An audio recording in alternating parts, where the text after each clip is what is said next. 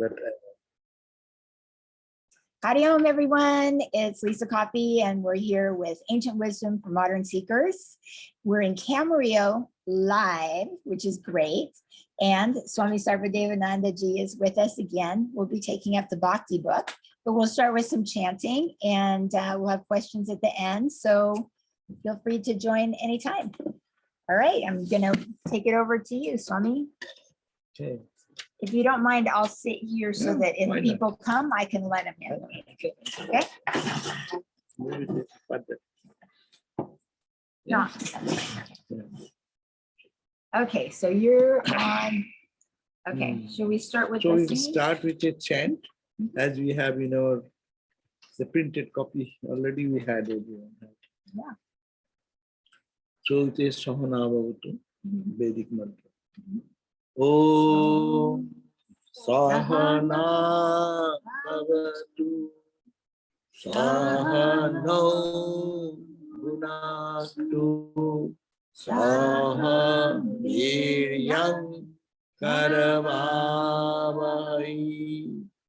Tejasvina Badhitamastu Ma Vidvisha Bahai. Om Shanti Shanti Shanti. Om, may He protect us both. May He nourish us. May we work together with great energy. May our study be thorough and fruitful. May there be no disharmony among us. Om, peace, peace, peace. Now we'll have silent, human silence, and then we'll end with little meditation, and then chant Om.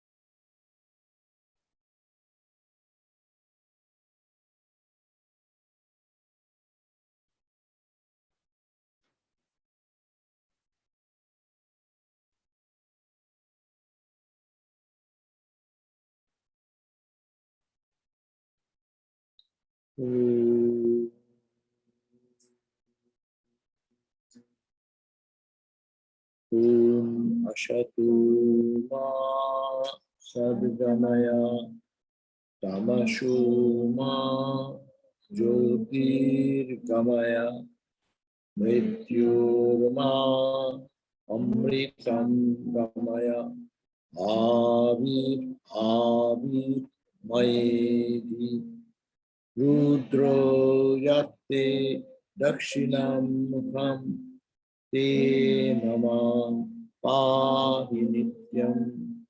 Om Shanti Shanti Shanti. From the unreal, lead us to the real.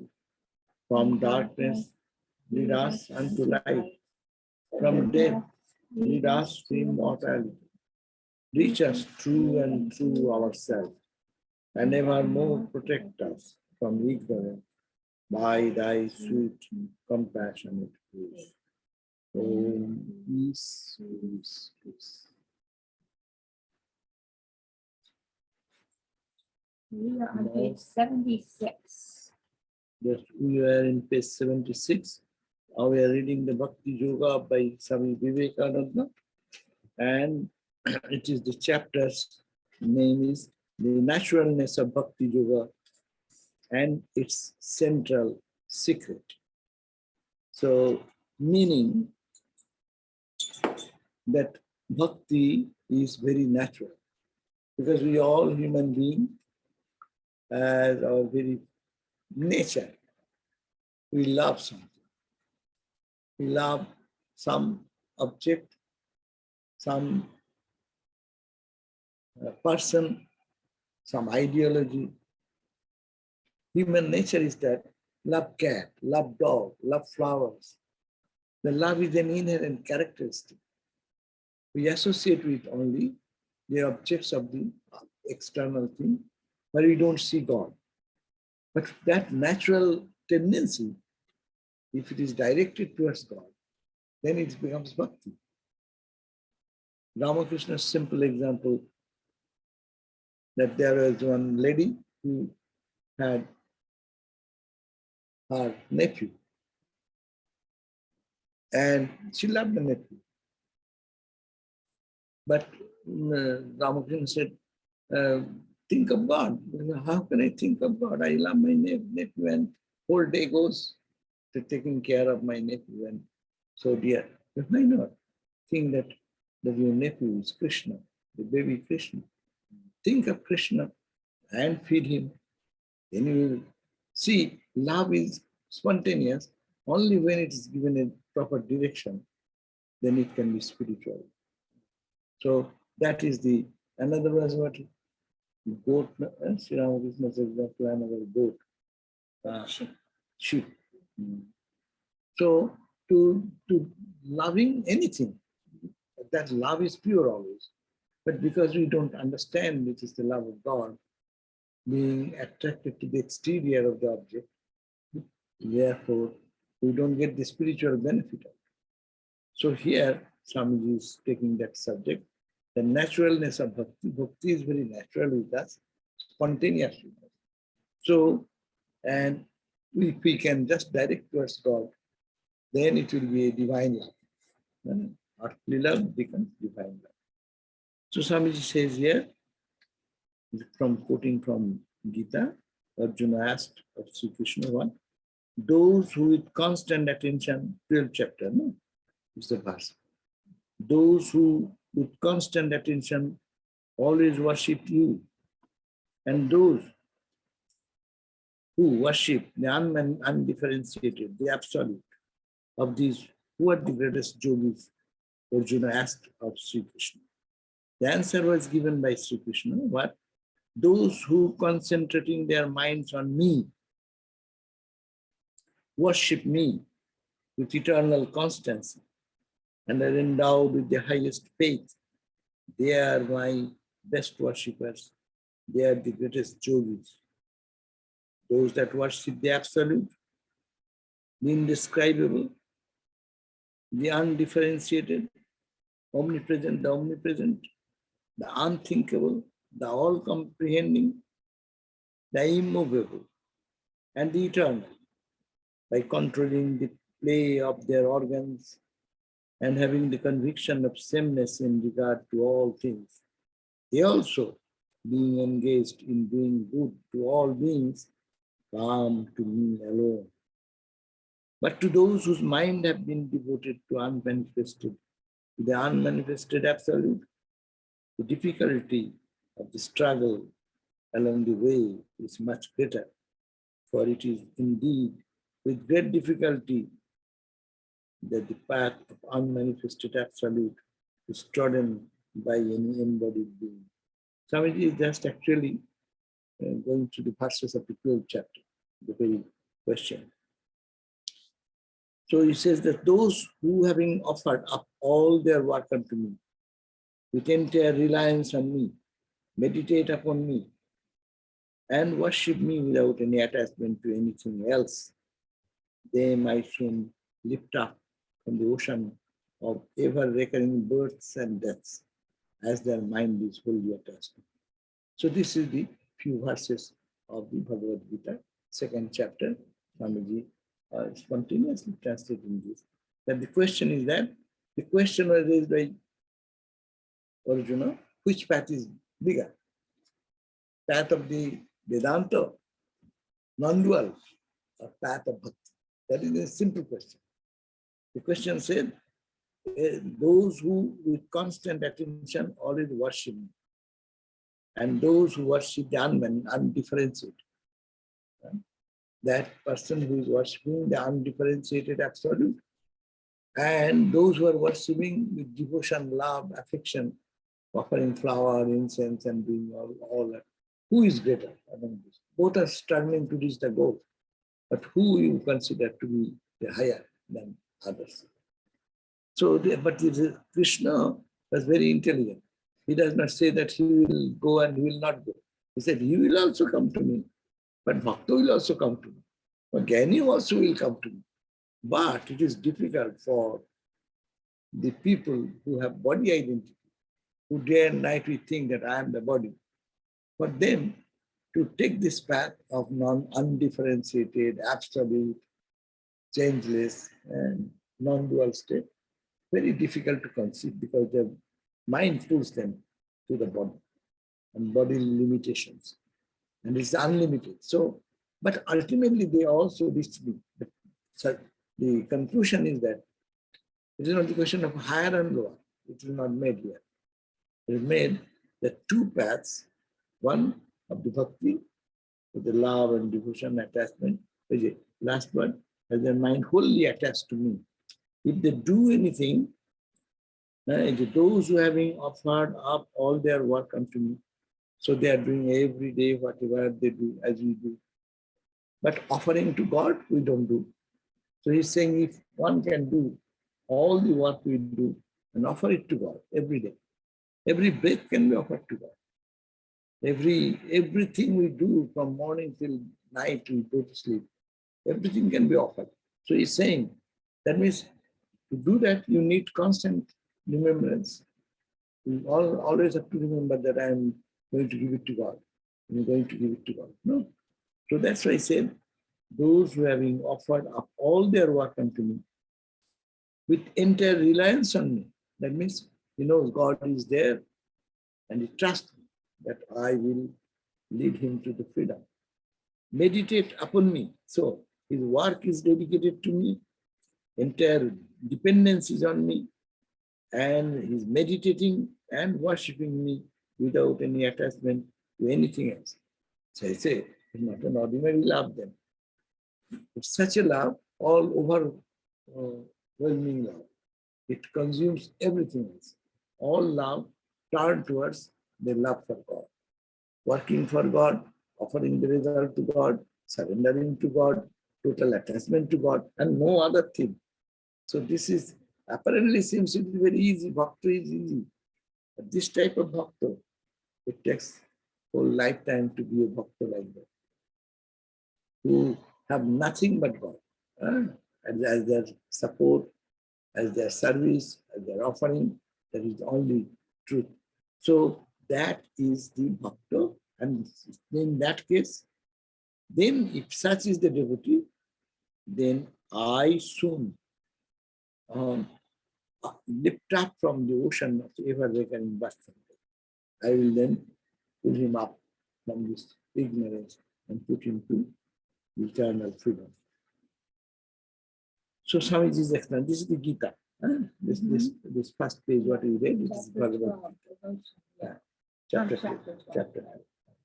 After he's already had that vision. 11th chapter vision. Yeah, and at the end of 11, he said, Arjuna says to Krishna, I am so devoted to you.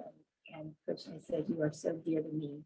And then chapter 12 picks up where he asks more questions about, okay, I'm so devoted, what do I do? What's the best way? What is the best way? Yeah. Because what I have seen, that you are everything, in you is the whole universe. 11th chapter is Vishwarupa Darshan. No, 11. So 11th chapter, after having that Vishwarupa Darshan, in him everything is there. Then what shall I do? Then, hey, I saw what you saw, then what am I to do? Do your all work. Thinking that you are doing for me. Keep your all mind in me and me alone. Like that. Everything dedicated to me, dedicated to me, dedicated to me. And if you can do that, then it becomes the responsibility of the Lord to lift that ignorant soul to illumination and free it from the bondage of birth and death and coming and going. So Swamiji said there, Swamiji says here, Jnana Yoga and Bhakti Yoga are both referred to here in this 12th chapter. Both may be said to have been defined in the above passage. What is Bhakti Yoga? That is also defined. What is Jnana Yoga? That is also defined. Bhakti Yoga has been a total surrender, mind totally attached to God, not attachment to any other object. But here, Jnana Yoga also, his mind will be those who worship the Absolute. How will you worship the Absolute? The question, how can you worship the Absolute? That means day and night thing, I am Atma, I am infinite, I am beyond all description. So that is the Vedantic way of thinking. Aham Brahmasmi, always saying, I am that, I am that, I am that. So both may be said to have been defined in the above passage. Jnana Yoga is grand. It is high philosophy. And almost every human being thinks, curiously enough, that he can surely do everything required of him by philosophy. But it is really very difficult to live truly the life of a philosopher. No?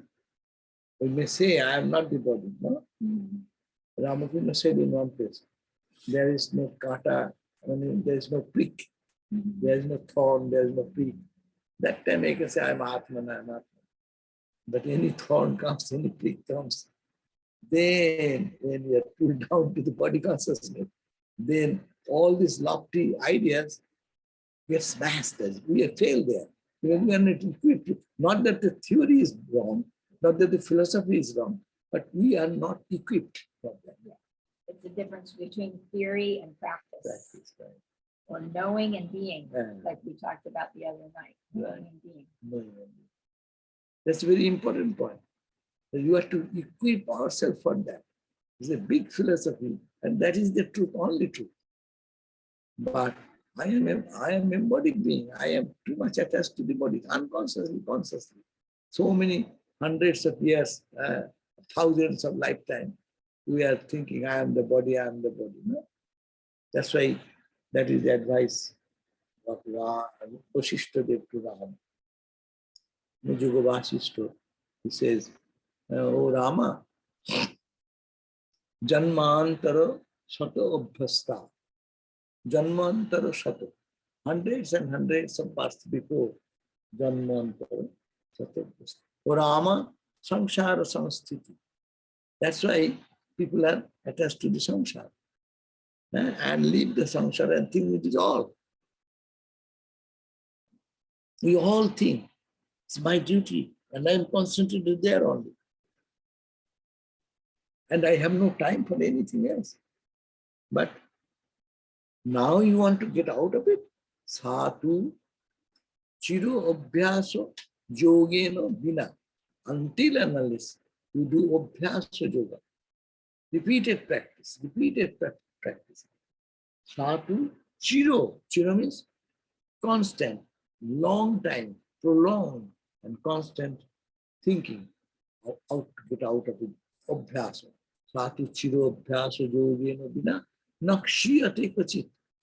Your this ignorance, this attachment will never get diminished, never get lost. Because we have lovingly brought this bondage on us for fun. And now fun has become a terrible suffering. So we want to get out of it. So only path is the practice. That's why Gita also says, Abhyasa yogena umami chapatam dhananjaya. Oh Dhananjaya, you want to reach me by Abhyasa yogena. I repeatedly think, I forgot, don't mind forgetting.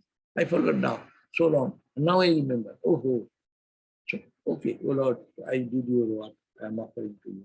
Just remember, just intermittent, constant, whenever any mood comes, and whatever may be the point of time, just to touch the base, and then connecting with God, connecting with God, connecting with God. That should be the way we will be able to then disidentify with this and connect with God. So connecting with God will be so frequent that this side connection with this world will be less. But being in the world, will think that I am doing for him. So when I am doing for him, naturally my connection goes to please him. I'm doing for him means whatever we do, we want to please. People do in the office, they give the job, the boss gives some job, and they finish the job to please the boss. Boss is happy. So our everyday activity, our boss is God. So if we can think that I am pleasing him, it's only for his pleasure I am doing it, and no other purpose, then connection comes, love comes, attachment comes, and constant remembrance becomes natural. We are often apt to run into great dangers in trying to guide our life by philosophy. Many people are really listening to the lectures, Advaita Vedanta lectures. It is really, on one side, it's a tremendous benefit. People are thinking, yes, I'm not the body. But how many of us are really ready in other aspects to absorb this philosophy? That's why I said, Gita says also, with Bhakti Yoga, Karma Yoga, Jnana Yoga, Gita, Karma, Jnana, and Dhyana. Bhakti Yoga, Dhyana Yoga, and Karma Yoga. In these three, rigorously working on this practice, mind becomes pure. And mind, when it becomes pure, is Vedanta. Sacrifice so quickly, and tremendous result can be found in their life that they bloom into that experience of life. So we are often apt to run into great dangers in trying to guide our life by philosophy. If people get really, they feel that, nah, Vedanta says you have to do nothing, is it not? What to do? You rigorously study Vedanta. What to do? Not doing business. God is there and you are that. Nothing to do. Only acknowledge. Again, everything happening, it is body, mind acting. I am not. Hang on to that too. So if you say so, true. But can you conceive this really, really? No. There comes the purification of the mind. Chitta Shuddhi. That's right. Karma also is done. Chitta Shuddha karma. All this karma, why this scripture has enlisted this type of karma yoga practice to purify the mind. And purified mind will be the instrument where the revelation will come. Experience. This world may be said to be divided between persons of demoniacal nature who think the caretaking of the body to be the be-all and the end-all of all existence. And there is another persons of godly nature who realize that the body is simply a means to an end, an instrument intended for the culture of the soul. So most of the people think this body, demonical people or Asuric Sampad, Daiva Asura Sampad, Vibhaga Yoga. That chapter, verse 17, chapter 4. Daiva and Asura Sampad. What are the Sampad? Assets of a divine nature person and Asuri, that is demonical nature. Yeah, this is the Gita, chapter 16. 16. Chapter 16. The divine and the demonic. Yeah, sometimes it may not be demonic nature, but they are ignorant. Yeah. Ignorance that this is it. And they are doing good job taking care of their family and for it. I mean, whatever their duties are. but they just happen to think this is What is no, in the Vedantic way, the scriptural sense, they divide two people, two categories. One, those who are body bound, say, Britra, the king of the demons. No? He was a good person. He went to his guru, as Indra also went to the same guru. And both of them went to learn about that Atman, the ignorance you are talking. They wanted to go to learn about Atman. And then Guru said, okay, you go to austerity, etc., etc., come after 31 or 32 years. After 32 years of austerity and all penance and all this, they came back. And the Guru said, this is you. You are the Brahman. Esha ta Atma. This is the Atma. Apahata Padma. Where there is no sin, no bereavement, no touch of anything. Be Jaro. There is no old age. Be Shoko. There is no bereavement or what is called Shoko. Grief. Be Shoko, be Jaro, be Padma. There is no touch of sin or ignorance. That is you. Okay, he's a good guy. And he came back. And then, beating of the drum in his kingdom, he declared, I went to my Guru. And Guru pointed out to the body. He said, this, which body? Not the emaciated body, austere body. That they do 32 years. Then Guru said that go and save and eat well and take rest and do. And then when he looked nice, and then he came back and Guru only said, Esha to Atma, pointing out, this is the Atma. And he really understood that. And I said, okay, I go into Guru, and Guru said, feed this body, nurse this body, enjoy life. So long you are here. So, and that becomes there comes the Asura, Deva Asura. Asura means that. In technical term, those who are attached to the body too much. First, your normal survival, that's different. But body, then they cannot think of anything else. So they are called Asura. Sura are the divine, who focus on the divine. And Asura is that what is temporary and is getting attached to it. Ignorance, of course, is the cause. Yeah. Those who are attached to the body, outside of it, but who are also involved in good acts. That is not giving freedom. So it's a different kind of an asura. It's still asuras. Better asuras. But more kind-hearted asuras. Yeah, they're a little bit one step up from the. Also, if they donate by saying like that, if you put my name in that donation thing, then I'm donating. Yeah. So, Well, I have friends. One person comes to mind when talking about this. He's very charitable.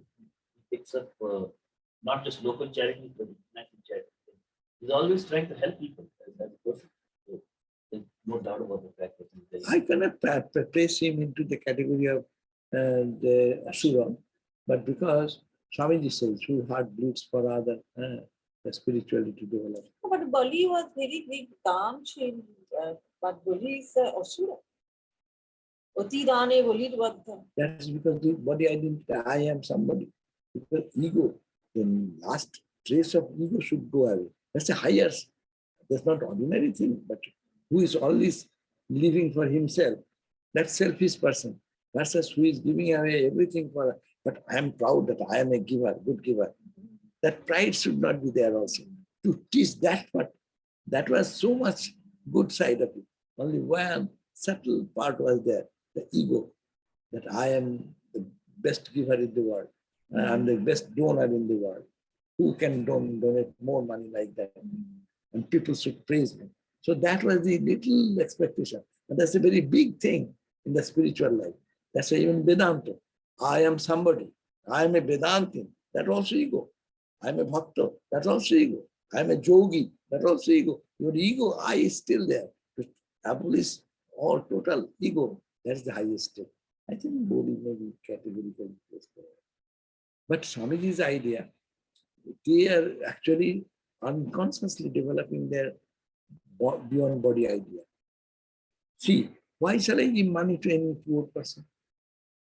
unless I feel that, oh, that person is suffering, I should do something. Huh? You feel some affinity for that. That means you are feeling identity with that other person. So your expansion is happening from here to that person, to that person, to that person, expanding.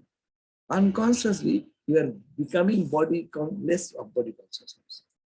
But actually, if it proceeds like that, it is much better than that person who is self-centered and only thinking of his own eating, sleeping, and dying. I know this. But there is a grade there also. And also there is that Buddha story that Buddha said that, no, asking that said that I want to please give me something, and in Buddha's name I came for giving. So everybody, the king was giving something, the businessman was giving something, but Supriya only, she was the nun only, and she just hiding herself in the forest and took her last cloth and then gave it to them. So that down when you are doing, you are giving your spare thing excess, and what it's essential, like you for you, still you are giving. I think that also makes difference. I have It's not when you look at them as that person or being.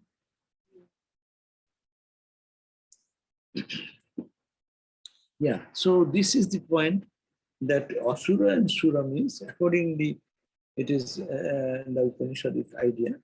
Those, because body identity means I am concentrated on here only. And this my limited span of existence, which I am having this body, and they nurture the body, and day and night think of the body. They have no time to expand themselves beyond the body, which is changeful. So that is a wrong investment. Your love is invested in wrong area, which is changing every moment and will not stay ultimately.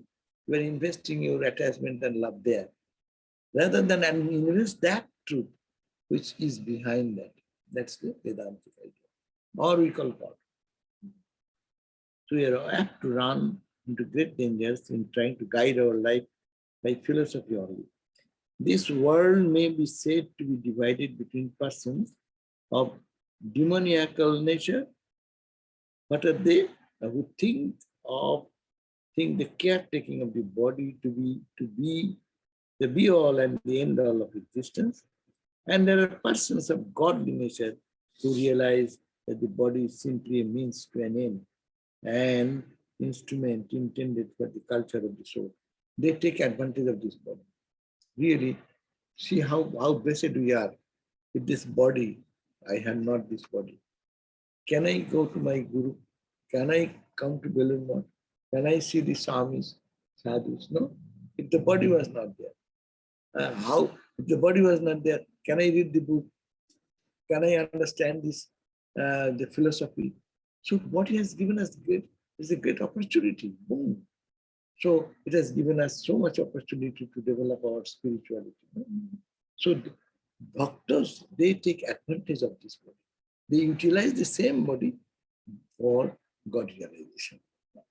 At the same time, they're taking care of the body, not saying, "Oh, who needs a body? I have a soul." You know, they're eating, putting in good foods and things like that. Even though they're whatever best they get, that say the sadhus in the Himalayas, wandering monks all over India, they are not getting the food properly what they wanted to get, but they are not ignoring the body. Right. Because the body should not be ignored, because it is God's temple, another way. So take the advantage of the body, God gifted body. This abuse, most of the people abuse the body by drinking, by drug, by whatever. Well, yeah, by also those people who lift weights so much and they're so into their body, like they identify with their body so much, or people who diet so much that they're putting their body through pain. Yeah. Even Buddha also went through that stages, right? Austere, very severe austerities. Ignoring the body. That's why Gita says that it is not the way, it's to the middle path. But at least the Buddha was doing it for a good reason. You know what I mean? Right. Like, yeah, but there are several people who do that way too. Yogis, I mean. Right.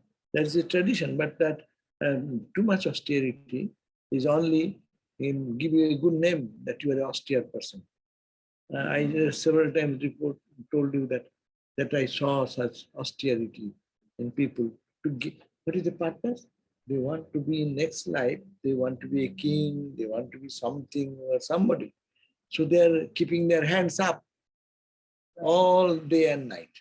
Right. They're standing like day and night, month after month, year after year. Their whole leg has become swollen and oozing, water oozing out of the leg. And the whole night they hang on with a rope, hanging a rope on the branch of a tree, and they're putting their arms inside and hanging, standing like, what is this for? I know. And then like in the Catholic religion, they have this self-flagellation where they whip themselves, very orthodox form of Does that still exist? self-flagellation. Oh Huh? yeah, it's a very, Something. it's like culty. Frizzling. She would shut up, right. Oh, yeah. Yeah, we saw Hildegard Bingham's life, and one of them was this beating woman. Wow. Yeah, I mean, she went against it, but her teacher. Right. So these are these austerities, meaningless austerities, no. And torturing the body is not spirituality. Torturing. Can you see like that? Because it is that you can sacrifice your body from something. So then you are capable of doing something for your mind also. Body wants this, you stop body from having that. Rather, you are pushing body some hardness. Similarly, mind also wants something. You put mind something in a hard way. That hard way, the limit should be there. It should be beneficial. If we can, if it takes us to God, everything is okay. Mind control. Say mind, too much hurts even the mind. Those who are not trained to do that, they get out of mind. And psychological patient. How many people in the name of spiritual practice, they become psychologically affected. And I think there's a difference between being disciplined, and knowing, okay, I can give up this time for my studies, and I can give up whatever to go to temple, and being a fanatic, you can be disciplined without being a fanatic about it. Swami, I have a question, and of course, Swami talks about his commentary on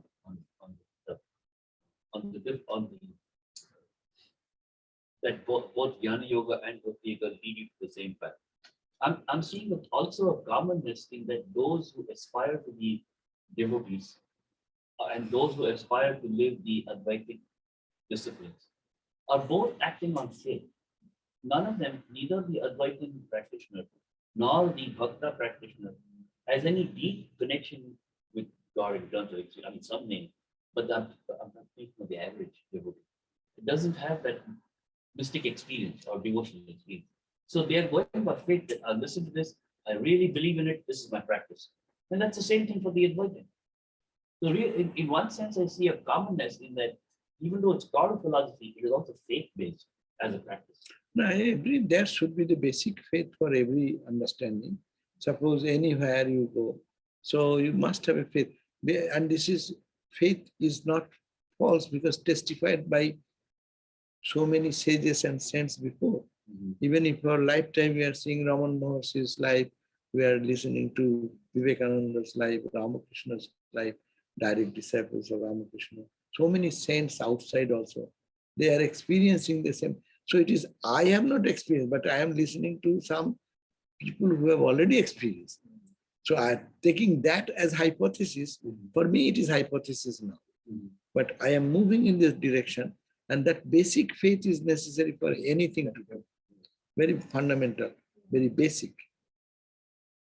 For any path. And also another thing, bhakti, we only think that love for some definite object, like which has name and form, is called devotion. Like I love Rama. Rama is an incarnation, or I love Mother Kali. Mother Kali is a divine form with 4 arms and this and that. I love her. But I love Vedanta. I like Brahman. Is it not love also? The same love. Only it is to the Saguna or to the Nirguna. So both are love. Love is without that love. Suppose someone is day and night thinking of Vedanta. How will you think of Vedanta unless you believe that and you will love that? Your inclination will not be there to think about that Brahman, that Atman. So they are both faith. Even we have the non-dual study, there also the basic understanding there should be some underlying love for that principle. So anyhow, they are so interconnected. No? That's why when Swami Sarvadevananda has discussed in a 4 yogas, and there is given that, see how one is interrelated with other. No, Bhakti Yoga exclusive is the Bhakti pocket here, is the Jnana pocket here. It's not like that. They're all interconnected. Why I shall love Rama if I do not know knowledge that Rama is Suddha Brahma Paratpara Rama? Oh, Rama is the highest of the manifestation of divinity. So I should have such images and understanding, then I can love Rama. No? So there is, and then Jnana. Unless that Jnana is there, our love for Rama will be not the highest. If I know Krishna is better, so I will go to Krishna. Why shall I go to Rama? But when you understand it is Rama is the manifestation of Satchidananda, and I love that Rama. So in that way we can move. So Jnana is dependent on Bhakti, Bhakti is dependent on Jnana, and the meditation. If you think of somebody, you love someone, you automatically think. Is it not? You think of somebody and you say, I don't love him. You love him, that's why you think him. Or you think him means there is a certain point of love or hatred. Hatred and love are not two things. Hatred is lower degree of love. Our expectation level is this much. And this up, it goes love. Down, it goes hatred. But this is the wave vibration, no? Light wave. Less vibration and normal vibration and higher vibration. So light wave is there. So these are all interconnected in that sense. But as we are reading the Bhakti Yoga book, there is more emphasis on the glory of the Bhakti. So what is the time? 10 minutes. 10 minutes, okay. So let me answer. The devil, okay, the devil. The devil can and indeed does cite the scriptures for his own purpose. And thus, the way of knowledge appears to offer justification to what the bad man does, as much as it offers inducements to what the good man does. This is the great danger in Jnana Yoga. But Bhakti Yoga is natural, sweet, and gentle. The Bhakta does not take such high flights as the Jnana Yogi, and therefore he is not apt to have such big falls. Until the bondage of the soul pass away, it cannot, of course, be free, whatever may be the nature of the path that the religious man takes. Okay, so my question is, the devil can. Who is the devil? Because everything's Brahman. So does he mean by devil like temptation or the material world, or? Yeah, devil means body identified people. And the Bhakti Yoga, the Jnana Yogi is what he's saying. The devil can and indeed does cite the scriptures. The bad lawyer. Yeah. They knowing fully well that giving some argument and justification for which is not true. Right. So that is the devilish action. So he is talking about that. But there's no like devil. No, absolutely. No, if you, Asuras. So, but we do it to ourselves sometimes. Okay. Justify it.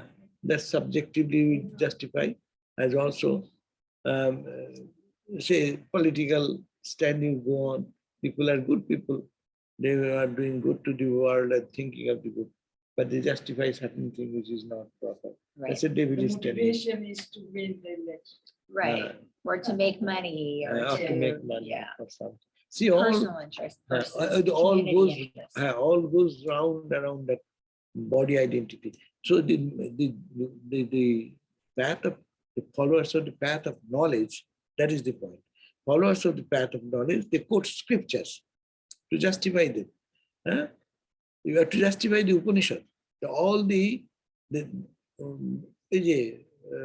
withdrawal or other big demons, Ravana, was he less learned person? Yeah. So what a talented person, but he used the argument in the wrong direction. Having all these qualities, but that very fine argument they get into it and direct their whole understanding in the wrong direction. Did he argue that he was a good person? No, he's not good at Oh. his chant for Shiva Tandava composition. Go for what a devoted person is he for the Lord Shiva. You know that And he was a Rama. child specialist. He wrote a book, one Ayurvedic doctor told me that he wrote a scripture that from age 0, like one Birth, day yeah. to 12 years, every day from what symptom, seeing the babies, you can tell that what is the problem and what Ayurveda should be good for that person. Yeah, for that Ravana baby. wrote that? Why That is Ravana? whole, I do not know. Yeah. He said that I was so surprised He to was hear that I forgot the name of the talented. scripture that Ravana's that book, still they follow it. Ayurveda text. Right, Charaka can do that. see, 10 head. Only he misdirected. He misdirected his knowledge. He said, no, even see the greatness of the Ravana. Ravana said that when, Are Ravana, why are you going to captivate the mother Sita and you are not getting? Why not you go before her in taking the form of Rama's form? Right. They can take any form they like. Then what he said? What? To think of Rama? Huh? And is there any interest for anyone to go to what you call to induce one Sita? If I think of Rama, then everything, the whole world becomes meaningless. I didn't follow Then the that. gospel of Ramakrishna. If I think of Rama, Ravana said, Then the whole world is Oh, wealth and I see. yeah, because prosperity. they said, all Ravana, you can magically turn yourself into Rama Right. yeah. in order to get Sita to love you. Why don't you just do that? And he said, no, because if I turn into Rama, I'll be so pure and devoted, I won't have any lust for Sita at all. Yeah. Oh, I see. The whole world will appear to be meaningless. And what the question of one woman I'm craving for? Knowing fully well, Duryodhana, see, these are not ordinary people. He says, I know what is dharma. Yeah. I know what is adharma, but I am not inclined to do and refrain from adharma. So they're all knowledgeable, but their buddhi is such diluted that it takes them in the wrong direction. Is it the intent that governs, what is Purpose. pure? Purpose. See, you can do the same austerity. We are doing the same home fire. You see, I cite this example. When you do every Ramakrishna Puja, Madha Puja, Makali Puja, whatever Puja Vedanta does, when you do the Sankalpa, why am I performing this puja? For the spiritual growth and development of all the monastics, monks of the Ramakrishna order, and also for the spiritual growth and development of all the devotees, so that they grow in love and devotion and all this. But you can do Sankalpa. I am doing this for my cure of my son, or I am doing it for my prosperity of I will win this case. For that purpose I am doing. I will go to heaven, I am doing this. Sankalpa is the action, it has its force, it is a power. You do some ritual, there is some power, and it will produce some result. But what result you are asking for? Someone is saying, Ma, I don't need anything, give me devotion and love. Ramakrishna day and night crying for that. No, I don't understand anything, I don't want anything, only give me Shuddha Bhakti, pure love for you, untainted by any lust and greed or anything. No. Well, and is it also that rather than, ask or demand for something, we should approach God or Mother or Ramakrishna as, you know best, and whatever you decide, I'm You do. okay with, because I trust you, I have faith in you. Yeah, you give me. Yeah, you give That me is- what is best for me. That is the Niskama Bhakti. That is going towards Niskama Bhakti. I need something, but what is my need, I do not know. You please take care of it. You guide me. You hold me. You give me whatever is needed for me. So this is the but the Bhakti Yoga is natural. It is sweet. It is gentle. The Bhakta does not take such high flights as the Jnana Yogi. Therefore, he is not apt to have such big fall. You know, I give the Vedantic path of hiking is a what you call the mountain hiking in rope what do you call Mountaineering. Oh, yeah. rope mountain Yeah, mountain climbing. Rock climbing. mountain Rock climbing, climbing. Mountain Eh? climbing. Rock climbing. rock climbing with a rope. Yeah. And when you are climbing, you will go fastest because others are going this way, that way, that way, that way to reach the cliff. Bhakti path is like that. But Jnana path, you are going that. But how careful you should be. Every step you are doing, you cannot look at any other thing. That's why renunciation of everything is needed there because you're full attention. Otherwise, if you lose, you fall and you break yourself. Your That's a fall is much. great analogy. That's Great a analogy. really good analogy. Yeah. And otherwise, as I give the example, Bhakti Yoga is like taking a flask and some cookies and some munching things Yeah. and going there and You're we on the go up, scenic route. scenic route and we see and stop there and have some fun. How beautiful, click, click, click, some photograph. Eh? But you cannot take a camera while you're rock climbing. And that's why Swamiji is saying the fall is much, because Vedanta is wrongly understood and wrongly directed. This Vedanta will be a damaging thing. Very, the intellect which is sharp intellect, but it takes not to God, but to the other direction.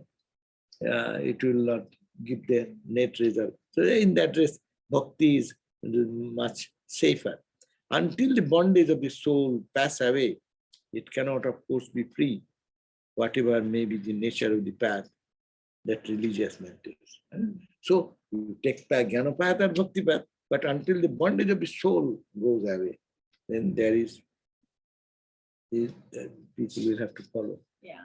Okay, we can Yeah. end here. Let's end there That and book get is, back to our chanting. Kumara Tantra. Eh? Kumara Tantra. Yeah. Oh, Kumar for is the young baby. children. Oh.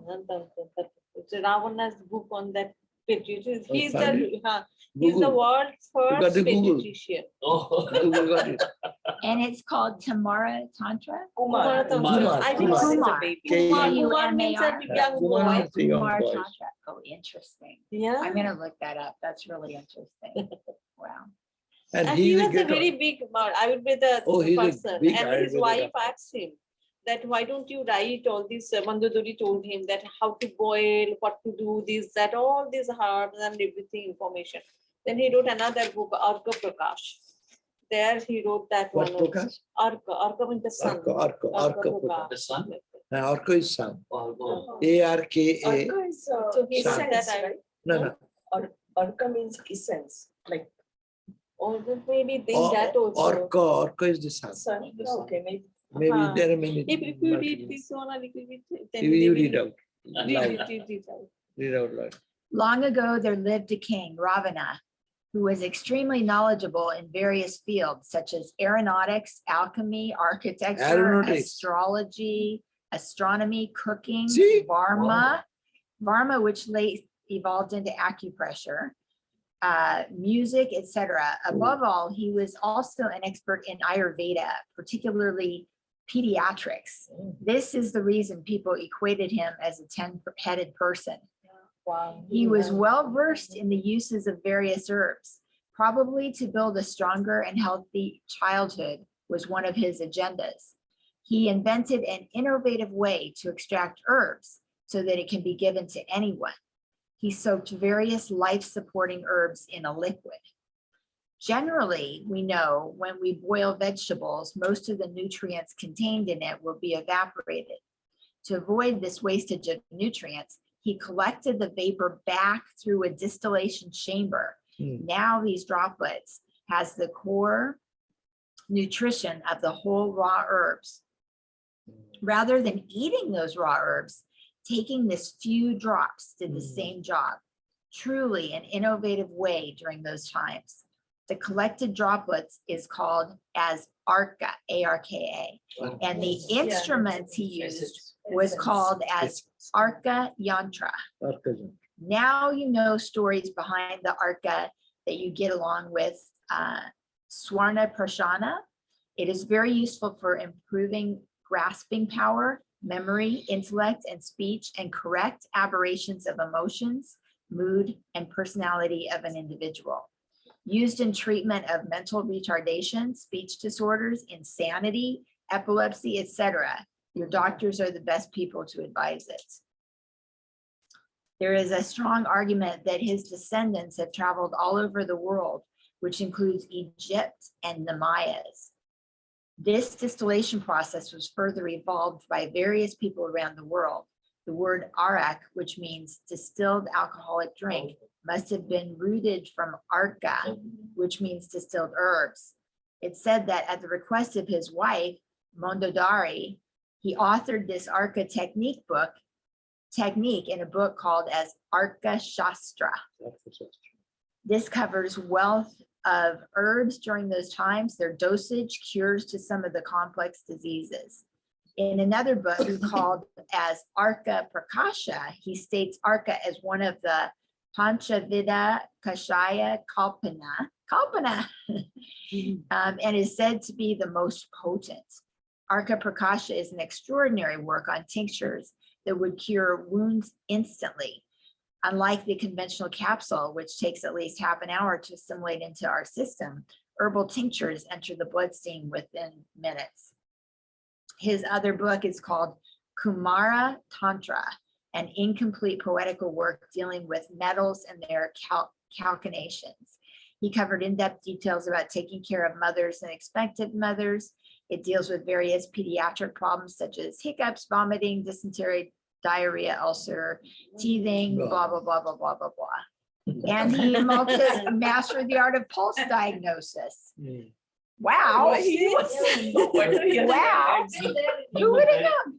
I mean, Oh, traditionally, yeah, we do it here regarded too. very There's modern. Ayurvedic practitioners in Because the US even all on his over the place deathbed, now. Yeah. He was a great, not a politician, but like a statesman who could manage a country well. And so on his deathbed, Rama went to learn from him, the statecraft. How to- See, after Ravana left Sri Lanka, what is the condition now? So it seems like even if it's some bad guy, right? They may have wonderful. There's nobody who's all bad, right? Hmm. Even if it's somebody, there's some purpose to their life. There's something that they're supposed to be here Right. to do. Good. But I think that the essence of the stories about Ravana is that because of learning, and maybe even because of devotion, doesn't necessarily bring you on the spiritual path. I mean, you would think so. Intention. You would think so. Intention. You want to. He was a Raja, king, and you know the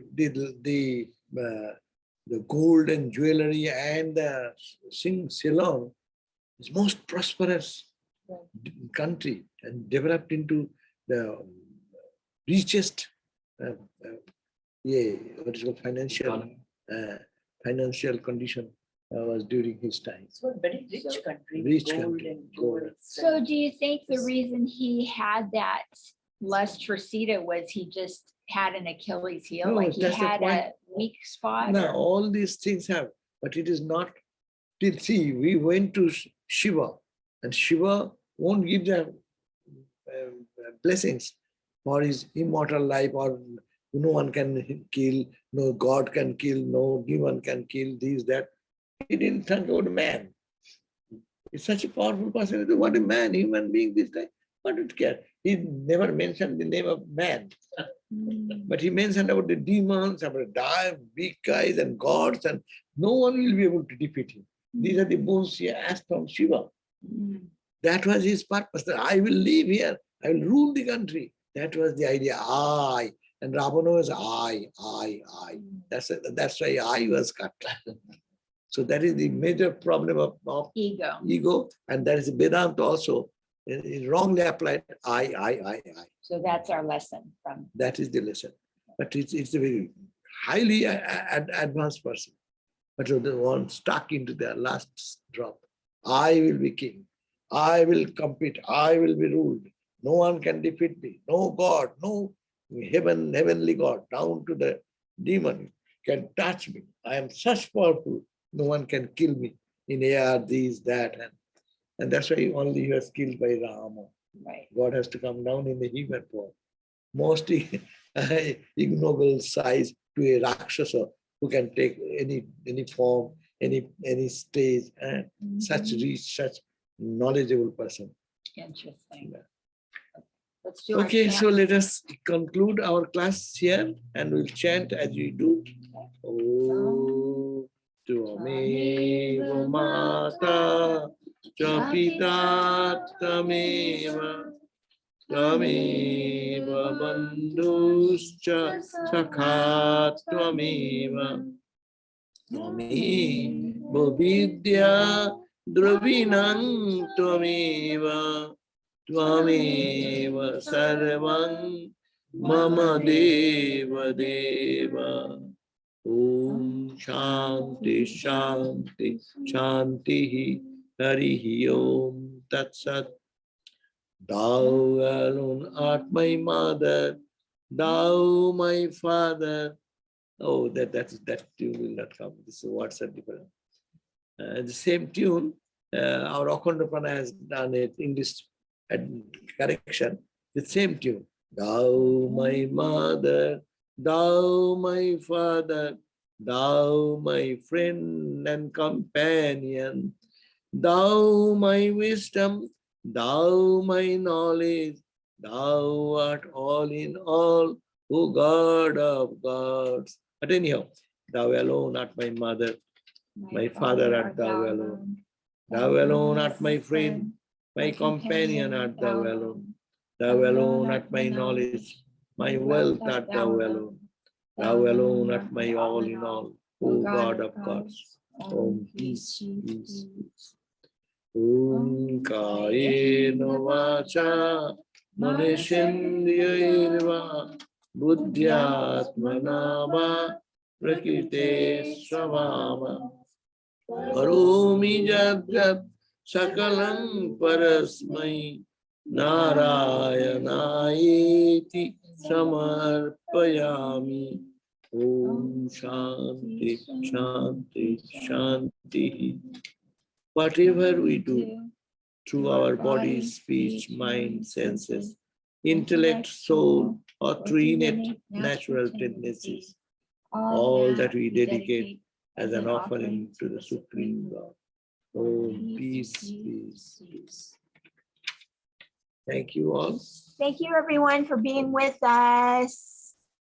We will say good night to you now. Mhm. Thank you, Maharaj. Thank you. I'll stop. Okay, bye-bye. Okay, Daima. Thanks so much.